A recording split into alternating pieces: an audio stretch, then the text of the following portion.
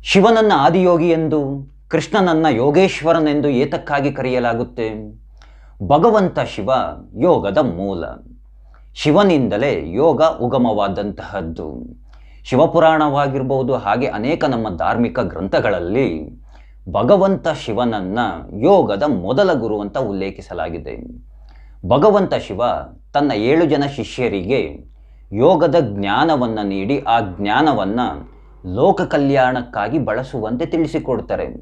ಹಾಗಾಗಿಯೇ ಶಿವನನ್ನ ಆದಿಯೋಗಿ ಅಂತ ಕರೆಯಲಾಗುವಂತಹದ್ದು. ಹಾಗಾದರೆ ಶ್ರೀಕೃಷ್ಣ ಪರಮಾತ್ಮರನ್ನ ಅದು ಏತಕ್ಕಾಗಿ ಯೋಗೇಶ್ವರನೆಂದು ಕರೆಯಲಾಗುತ್ತೆ? ಕೃಷ್ಣ ಅರ್ಜುನನಿಗೆ ಯೋಗದ ಜ್ಞಾನವನ್ನು ತಿಳಿಸಿಕೊಡ್ತಾರೆ. ಕೃಷ್ಣ ಯೋಗದ ತತ್ವಗಳನ್ನು ತನ್ನೊಳಗೆ ತಾನೇ ಅಳವಡಿಸ್ಕೊಂಡಿರ್ತಾರೆ. ಕೃಷ್ಣ ತಾನು ಬಾಲ್ಯದಲ್ಲಿ ಇರುವಾಗ ಯೋಗದ ಜ್ಞಾನದ ಸಿದ್ಧಿಗಳೊಂದಿಗೆ ಅನೇಕ ಲೀಲೆಗಳನ್ನು ಸೃಷ್ಟಿಯನ್ನು ಮಾಡ್ತಾರೆ.